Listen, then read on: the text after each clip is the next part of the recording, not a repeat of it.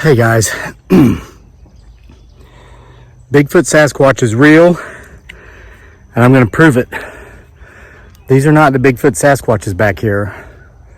This is Laverne, and right back there behind her is Shirley. Laverne and Shirley love to eat our flowers, our trees. Don't worry guys. Oh, no, don't let me disturb you. No, don't let me disturb you. No, I only bought those trees from the Virginia Department of Forestry last spring and kept them in the nursery for a year and then planted them over there with a shovel. And now you go right ahead, Laverne. Now they're starting to follow me. They don't run from me, guys. Look at that. It's like, hold on, I'm shaking. I just finished about it, 8-mile bike ride. There she is, see her? Going to my garden, one of the gardens. All right, Laverne. Hey, Shirley, you better go catch up. Do they not realize, like, how many people might read their actions as them saying, hey, jump in my freezer? There goes Shirley catching up with Laverne. All right, I was going to prove that Bigfoot Sasquatch is real in the first 90 seconds of this video, but we're about ready to pass that point. Okay. In the next 30 seconds, I'm going to prove the Bigfoot Sasquatch is real so that all of those of you who come here just for the Bigfoot Sasquatch can click away and you will have spent less than 2.5 minutes of your life on this video, because that is time you'll never get back. Don't stick around after this because you might learn something that you don't already know. Whew, no, okay. I got an email from Big Rig 76. Big Rig 76 sent me an email and said, I know Bigfoot is real. I have seen him. That's all the proof you need. All right. Hey, look at that. Took only 2 minutes. Okay, bye-bye, people. Everybody else that stayed, I'm going to talk to you about something today that may or may not have anything to do with Bigfoot. So I enter the forest to make sure to get my 6. Look behind me. A couple different concepts we're going to discuss. I'm gonna go in here and sit down so I can steady this phone. I just biked it took me 45 minutes. It was a pretty big loop. And the universe, God, higher power, whatever you choose to call it, sent me some angels on this bike ride that made contact with me to give me the message that we are not alone. And I want to let you know you're not alone too, and you're going to understand. It's going to make perfect sense. So I've studied different philosophies, different religions, read books. I'll read books at times on subject matters that I'm completely not interested in order to see if I can get something out of it. And I might have to go through a 500-page book to get one little golden nugget, but it's often a golden nugget that's well worth possessing. And so, see if we can get anything over here. This is a hot spot.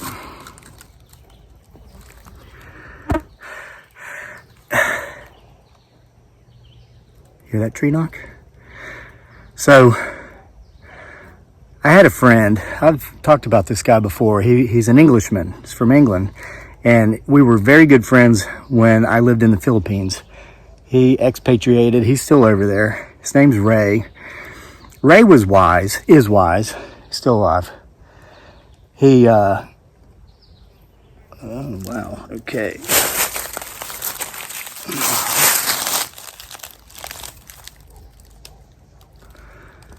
Watch back in here.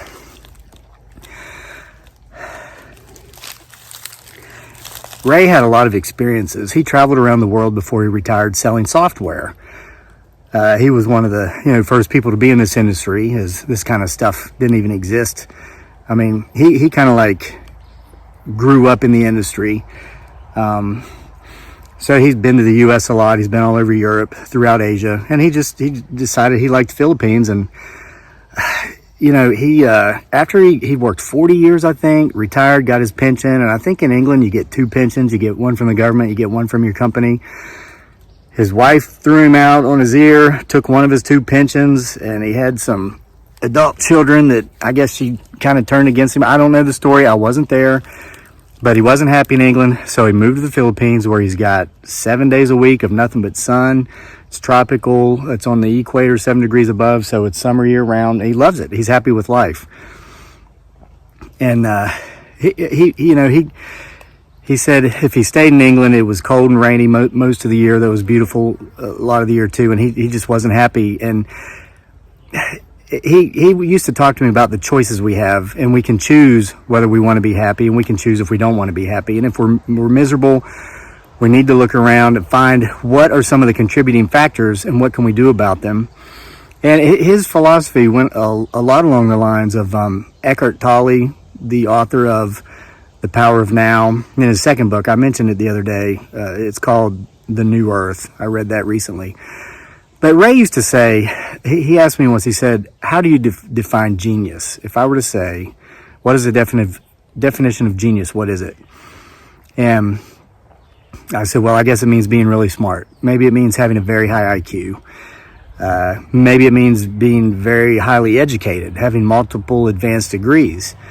And he just kept saying, that's not how I define it. That's not how I define it. Well, whatever I saw back there is not there anymore. Maybe it moved.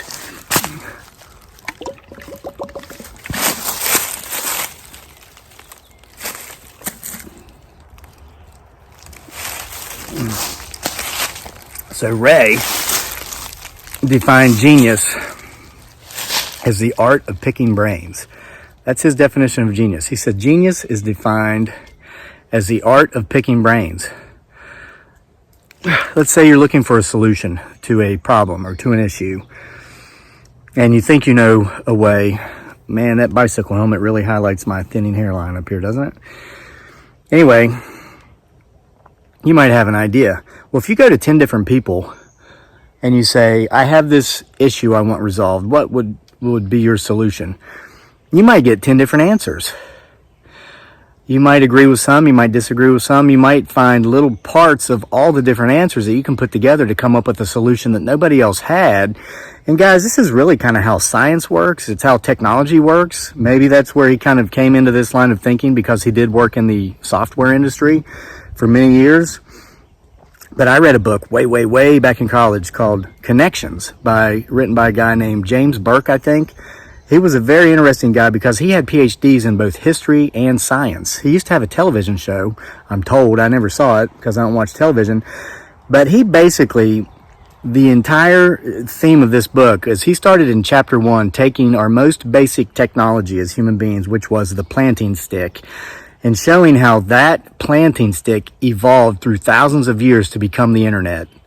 And at first I thought, no way, but it's true. He builds on it and builds on it and builds on it. But it's basically, it was thousands of years worth of bits and pieces of thoughts from different people's minds coming together to create ingenious inventions. That's how it's done.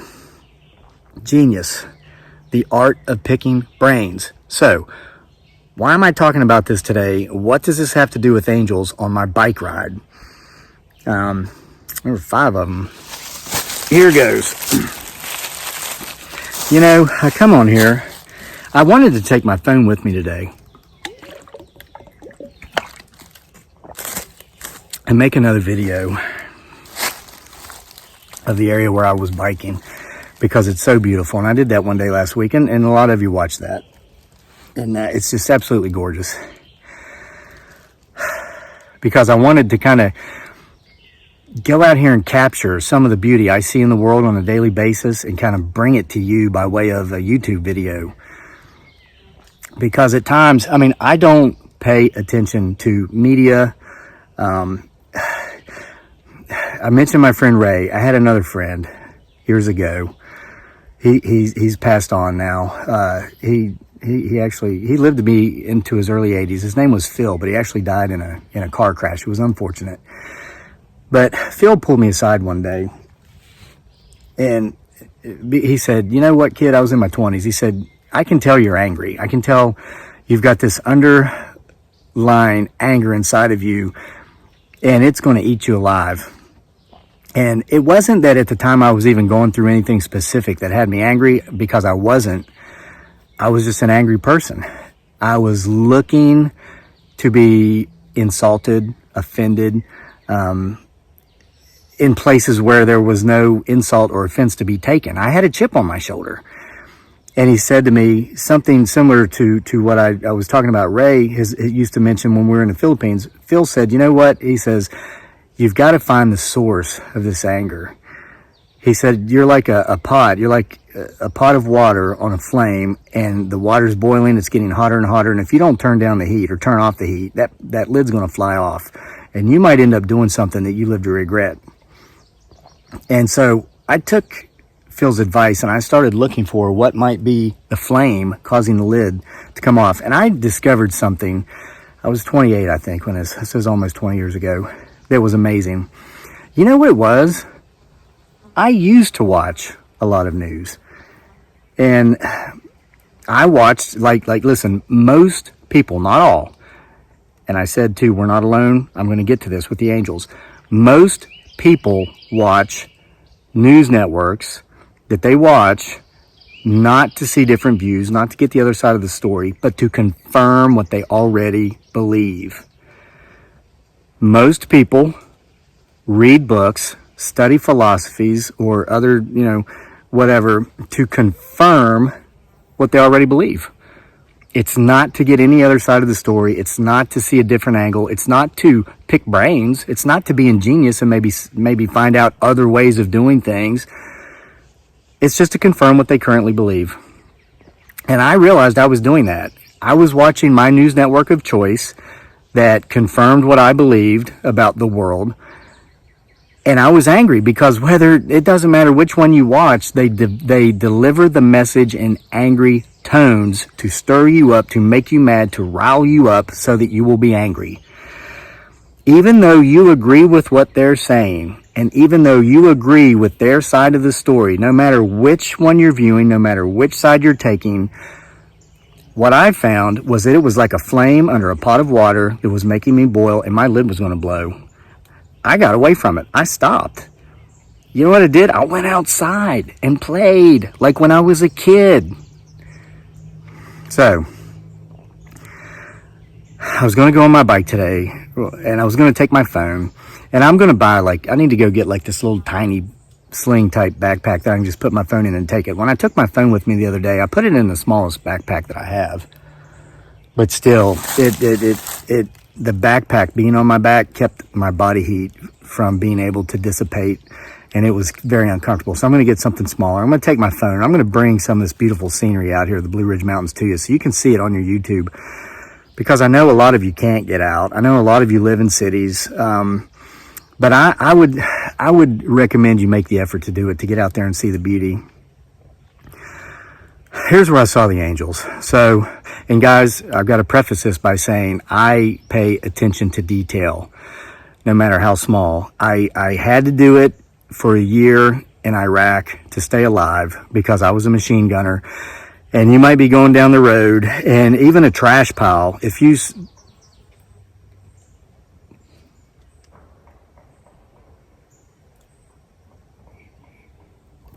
hear that? It's like tree knocks. Guys, even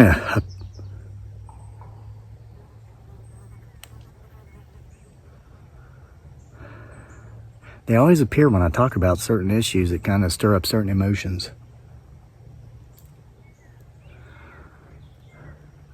Okay, like a trash pile. If say there was an old tire that was in a different position one day than it was the day before, that was possibly because they moved it to bury an IED, improvised explosive device. So you pay attention to these small details to save your life, keep you alive, and then you just you just don't turn it off. And then I was in the Philippines for 6 years, and I kind of had to do the same thing under different circumstances for different reasons. But for my own, for self-preservation, I had to pay attention to detail there too. So that was 6 years. So I never turn it off. So I'm going on my mountain bike ride, and there was this one spot where there's like a wide spot by the road where I guess you can park your car, because there were 4 cars parked there. 3 of them were like Subaru Outbacks, and one was a Prius. And I noticed there wasn't any bumper stickers on these cars. Now, why would I notice that? Why would I notice such a thing? Well, because when I go into town, when there's bumper stickers, there's a lot of people in Charlottesville, I'll say it this way, who love to post their views on bumper stickers and yard signs. I remember when I used to deliver mail, I mean, I would get my reading in through the day, reading the yard signs. Everybody wanted to make sure everybody that went by their house knew what their views were with these signs they'd put in their yards, and they do it with bumper stickers. So I noticed, wow, there's no bumper stickers on those cars. So I go on down the road. It's a dirt road. God, gorgeous. It's a road I filmed the other day that I shared with you in the video. I get down there, and here are these 4 women. They're in their 60s, and they were just out for a walk. 2 of them had dogs. They're just out for a walk. I go by them. They're smiling from ear to ear. You could tell they put off this aura of peace.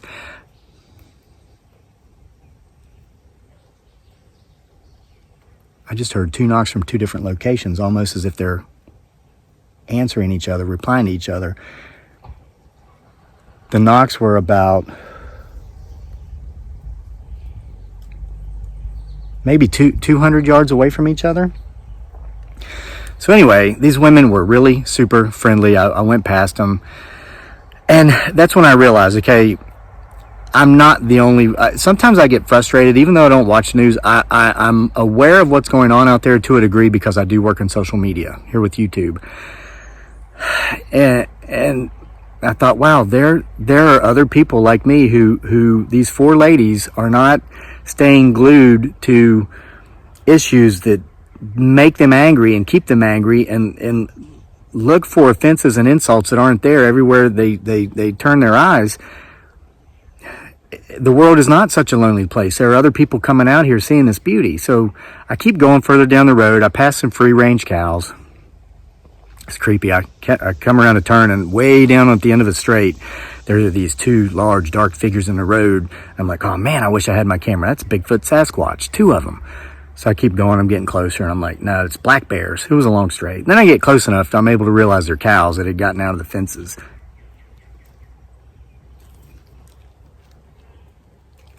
I heard footsteps and another knock up this way.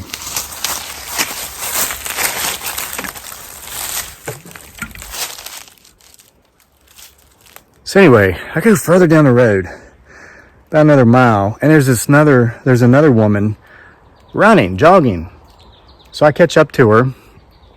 I say hi, and she says hi. She's probably in her early 60s. Fit as a fiddle. I'm sure she's one of those 60-some-year-old women that beat me in that 5K road race last fall. One of many. I was wondering how did they get so fast? Well, they're out there like her every morning running, training. Amazing. You do something long enough, you get good at it if you do it correctly. So anyway, I'm going to walk up this way because this is where I thought I heard footsteps in the last knock. She was so pleasant. She had such an inviting smile and such an inviting demeanor. I actually slowed down and just very slowly coasted beside her for 2 or 3 minutes.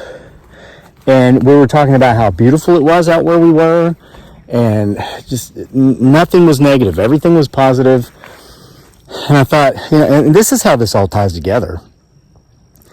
I don't know if these women ever had a flame under a pot that it occurred to them one day, maybe through the help of a friend like my friend Phil, rest his soul, or just they realized themselves, I need to turn this pot off and step away and go outside and play. Maybe they never had that issue. Maybe their entire lives. I'd be willing to bet that this woman that was running, I mean, guys, I'm not trying to get all creepy here, but she was in her early 60s. She was gorgeous.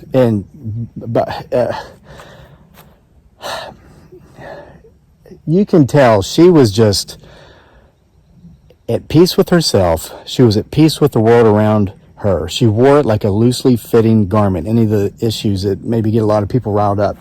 She had something I wanted. And so I was in the right place at the right time. I was sent people at the right place at the right time who have similar outlooks. And it made me realize, we're not alone. Those of us who don't want to get caught up in all the anger and the hate, and who want to be at peace with ourselves and the world around us, who want to go out and play. So guys, turn off your televisions, throw it in the trash, go outside and play. I'm going to get that backpack, so come back and see more outside play with me here at Homesteading Off the Grid next time.